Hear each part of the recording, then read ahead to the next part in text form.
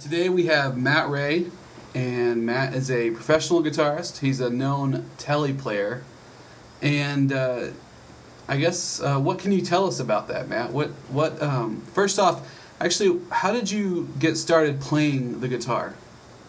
I got started pretty young, but I didn't really get serious about it at first. I had an acoustic guitar around the house when I was really young, about 6 years old. My mother was a guitar teacher, and she had an old Martin guitar, and it was always out, and it was in the TV room, and I would always pick it up and watch TV and play the guitar. I'd put it on my lap, and I used to play with my thumb, fretting notes, and pick with my thumb with the right hand, and I'd be watching TV, and I would play along to the TV shows, and I learned theme songs to Gilligan's Island and all these TV shows that were on TV back then.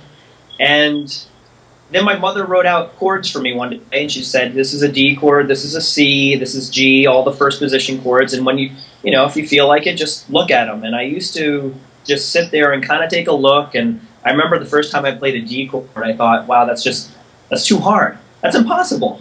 But I kept doing it because I was bored, and the guitar was there. I kept tripping over it. I couldn't avoid it.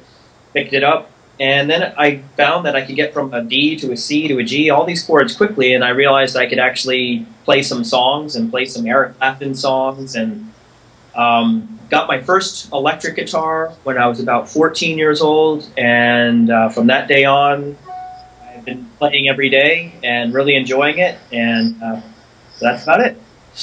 And who were your early influences? Early influences would definitely be Jimi Hendrix, Led Zeppelin, Jimmy Page. I got really into Johnny Winter when I was young because my friend's older brother had these magazines called Hit Parade and Circus, and they were from the 1970s. And we're looking through, and Johnny Winter was all over the place. And we're like, man, we got to check out this guy, Johnny Winter. So I went to the record store back when there were record stores and bought a Johnny Winter album, and so he really inspired me a lot. And how has that changed much today? A little bit different. I still love classic rock, and I still love the blues, but in my early 20s, I got into some of the Telecaster players.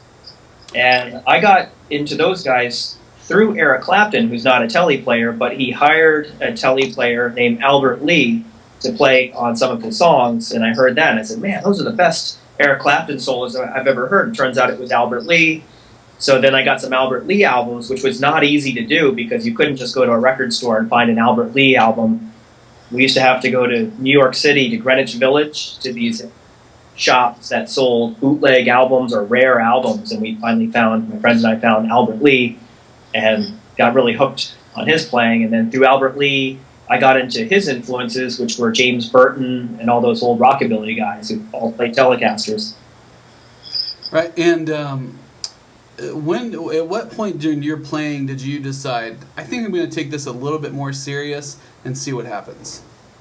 That kind of happened like little steps. I think when I was in 6th grade, during the school talent show, my teacher, who was my English teacher, Mark Bisson, who was a professional guitarist before he became a school teacher. He lived in Boston. He played a band. He opened up for Aerosmith and did some touring. And he didn't tell us that he was a professional musician at all in class. Not once did he mention it. And then wintertime comes and the talent show comes, and he comes out with a Les Paul. He looks like Jimmy Page all of a sudden. My English teacher has turned into Jimmy Page, and he played Zeppelin, he played Heartbreaker, he played the solo from Heartbreaker with the Behind the Nut Bend and everything, and that was like, oh man, I knew that I loved music and was going to be committed to loving music for the rest of my life. At that time, I was only noodling around with the guitar, so I didn't think I was really going to be playing. So that was like the first step, and then after that, maybe hearing Duke Levine in Boston, Teleplayer, I heard him, and that was like the next step. Like, okay, now I know I want to play full-time for the rest of my life, and I will do whatever it takes to do it. I'll study whatever I need to study. I'll practice as much as I need to. That was another step. So there's been these little steps. It hasn't been like that one moment, but there was the first one, but it always kind of got more intense as the years went on. And you worked with a famous guitar player for a long time, Arlen Roth. Yeah. You were in his band? I was in his band for about 13 years. Long time. That was another step. Let's see. That was 1997. He was on the cover of Vintage Guitar magazine. And I saw that he played with Albert Lee, one of my guitar heroes. He also played with another guy who I was really, really getting into, and I still think is like the greatest guitarist in the world, Danny Gatton. So I'm reading Vintage Guitar, and I see pictures of him on Conan O'Brien TV show playing with Danny Gatton. And so I started listening to Arlen, and then right after that, he was actually on a radio station here in New York. And I called up, after I heard the interview, I called the radio station and asked them if there's any way they could get me in touch with him to see if I could take guitar lessons from him. And it's a cool radio station here in New York, WFUB, and they contacted him right away, and I got a letter from Arlen, and it turned out that he lived 4 miles up the road from where I was living at the time, so I started lessons right away. It went great. First lesson was awesome. And then a year later, he had me join his band, and we did that for a long time, and he's still playing a lot and still considered him one of my guitar heroes. And so that's how that all started. And eventually, when you left the band, you started making your own CDs. So, or you started recording your own records and started working on your own material. And that's almost kind of where you are now today, right? Yeah, actually, my new CD just released. It's actually the first CD that I released with zero collaborating, with help. I wrote all the songs myself. I did some CDs in the past. The one before that was High Strung. Most of the songs were self-written.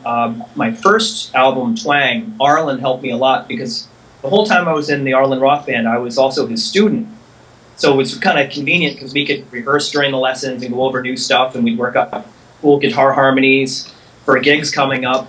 And then I would show him some ideas that I had. I would usually come up with a riff or an A section. There'd always be like a missing part, and Arlen would always help me find that missing part. And like, oh, the song's complete now. So he helped a lot on the first 2 albums. Oh, I didn't know that. That's interesting. Yeah, he really helped, and then he kind of taught me how to write music. He just said, when you write a song, go for melody, and just showed me how it kind of works. So now I can kind of write music on my own now.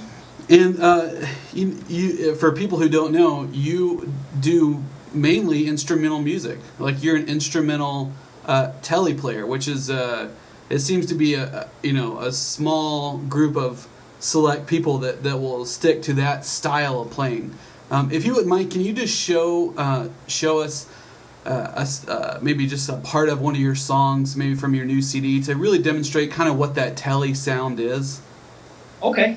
See, I'll just pull anything out here. Well, the intro of one of my songs, "The Small Brown Dog," it's a rockabilly song. Because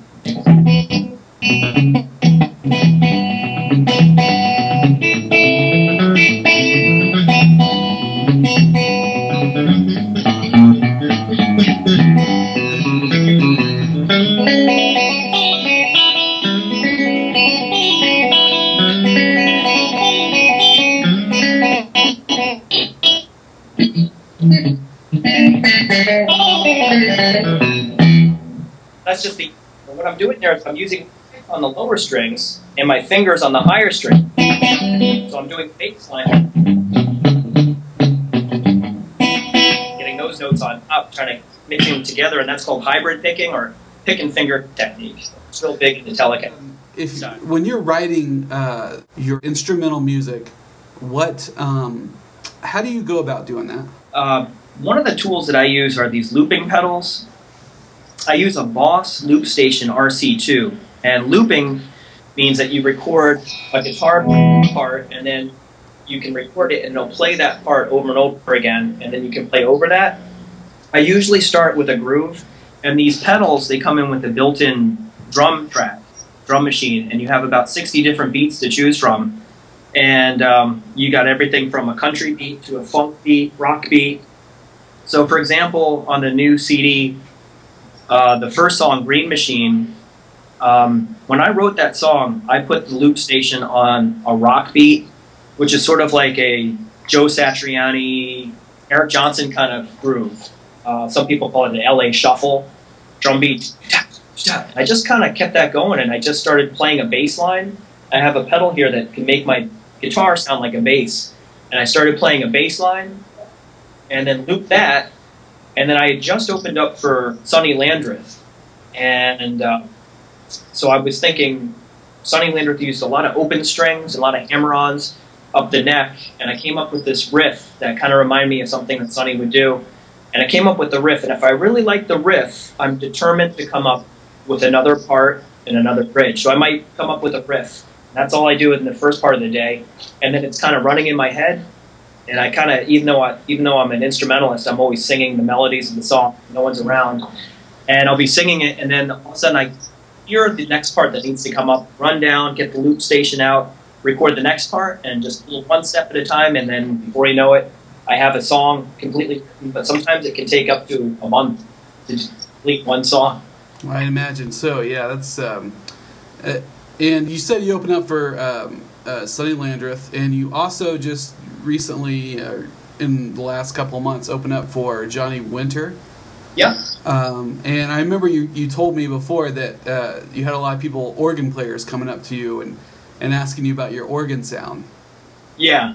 Well, for the last 15 years, I've always wanted to make my guitar sound like an organ, and just never really worked out.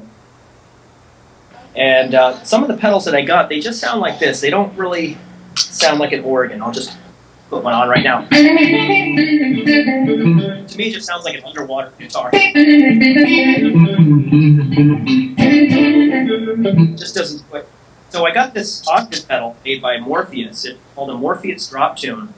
And one of the settings is an octave setting. And I was playing the pedal on the octave setting one day. And I was playing chords up here. This is the only pedal that I've ever played that's completely polyphonic, which means you can play more than one note, and it'll track perfectly. The note will warble back and forth. So I was playing some chords.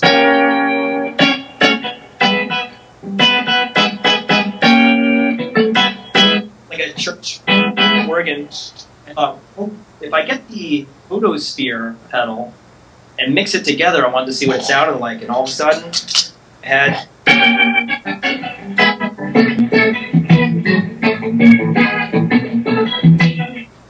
sounds got finish, and I call this the organ donor. I mean, it's a very believable tone. I can imagine that some organist would come up there and want to figure out how you did that on the guitar. Yeah, you have to play chords up the neck. That's the one thing, inverted chords, and you can get. One of the songs I do is Green Onions, and it sounds like this. I've looped a little bass line here with the drum track, and